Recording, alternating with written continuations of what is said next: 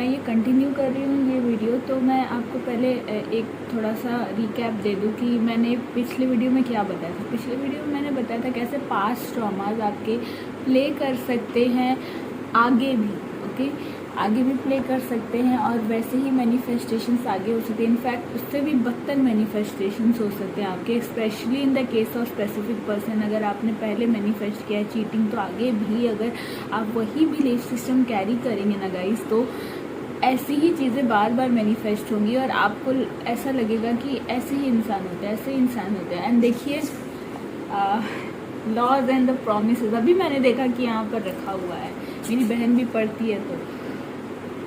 तो क्या है लॉ एंड द प्रॉमिसेस? इसका मतलब है कि आप जो बिलीफ सिस्टम बनाएंगे वो प्रॉमिस्ड है, बिकॉज ये यूनिवर्सल लॉ है, वो आपका मैनिफेस्ट होगा, ओके। तो अगर आपने ऐसा ट्रॉमा पास्ट का कैरी किया हुआ है तो यस डेफिनेटली आपको वैसे ही लोग वापस से मैनिफेस्ट होंगे। अब क्या करें इसके लिए?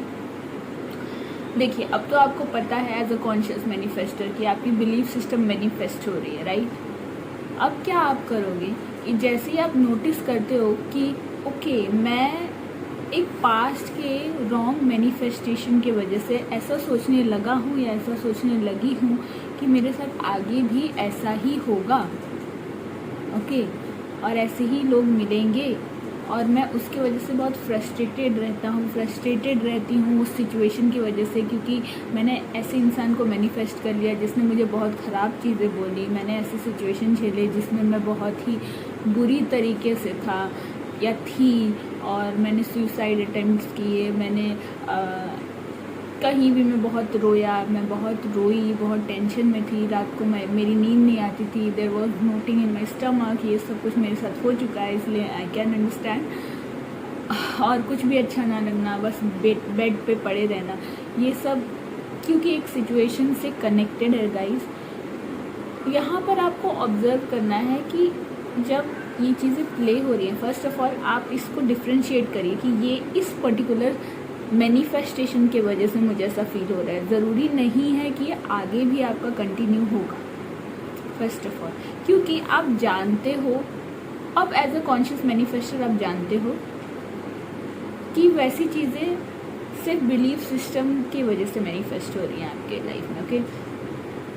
अब जब ये पास्ट ट्रॉमास प्ले होते हैं ना माइंड में और आप टेंशन लेते हो, तो सबसे पहला आपका तरीका होगा उस फीलिंग को अच्छे से जी लेना। मुझे बहुत ख़राब फील हो रहा है, ओके। मैं ये नहीं रिकमेंड करूँगी कि आपको सुसाइड करने का मन कर रहा है तो आप सुसाइड करो, ओके। नहीं तो फिर मेरे बिलीफ सिस्टम से क्या फ़ायदा?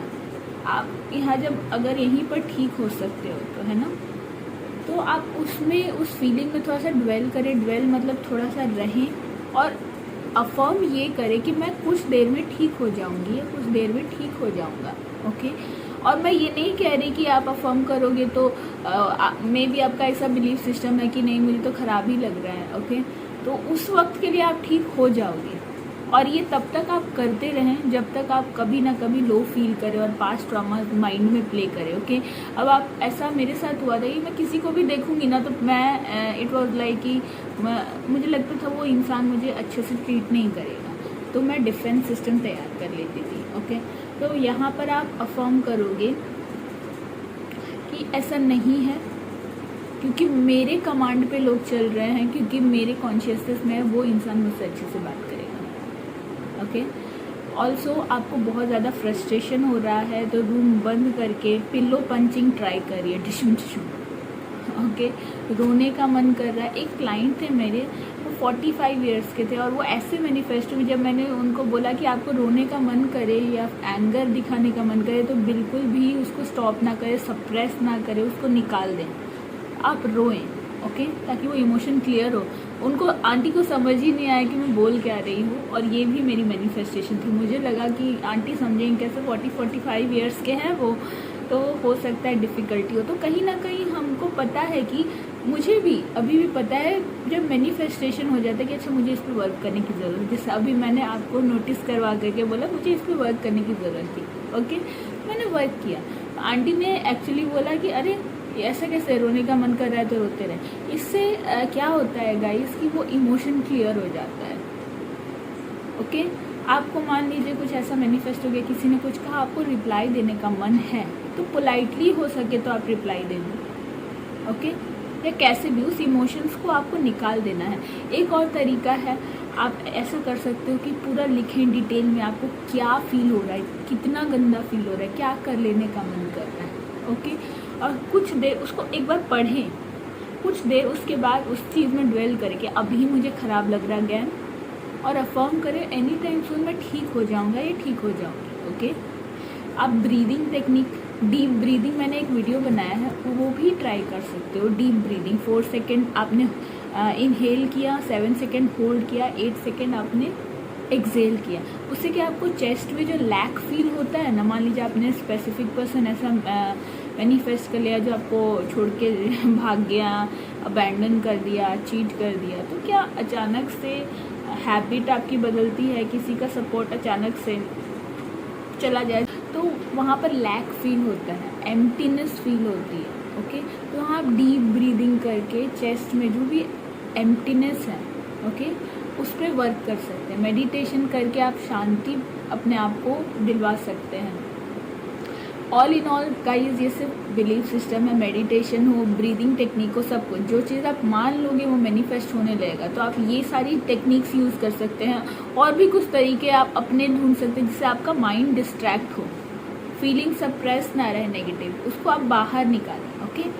मान लीजिए किसी ने आपको कुछ बोल दिया और आपको बहुत गालियाँ देने का मन कर रहा है। ओशो की एक टेक्निक थी, मैंने पढ़ा था कहीं पर, कि वो अपने क्लाइंट्स को बोलते थे जो भी उनके वहाँ पर जाते थे सेंटर में, कि आपको जो करने का मन कर रहा है यहाँ करो। तो कई लोग ऐसे थे वो फेक कॉल करते थे। फेक कॉल मीन्स वो लगाते किसी को नहीं थे, लेकिन वो अज्यूम करते थे कि वो उससे बात करो और बहुत भर भर के गालियाँ देते थे। तो इससे क्या उनका इमोशंस क्या है वो नेगेटिव वो निकल जाता था और वो टायर्ड फील करते थे, देन वो ठीक हो जाते थे। तो ऐसे आपको अपने कैसे भी करके इमोशन सप्रेस जो है नेगेटिव वो एनर्जी बाहर निकालनी है ताकि आप रिलैक्स फील कर सकें। नाउ जब आप रिलैक्स फील करेंगे तो एज अ कॉन्शियस मैनिफेस्टर आप, I am sorry for the background noise, as a conscious manifester आपको पता है कि आपकी बिलीफ सिस्टम वर्क कर रही है, तो अब आप तैयार हैं फेवरेबल बिलीफ सिस्टम के लिए जो कि मैनिफेस्ट हो आपके उसी स्पेसिफिक पर्सन में या नए स्पेसिफिक पर्सन में, ओके। या फिर कोई मनी मैनिफेस्टेशन के लिए। मैं सिर्फ स्पेसिफिक पर्सन का इसलिए ज़्यादा इम्पोर्टेंस दी क्योंकि बहुत सारे लोग मुझसे स्पेसिफिक पर्सन के बारे में ही मैनिफेस्ट हुए हैं पूछते हुए, इसलिए ओके।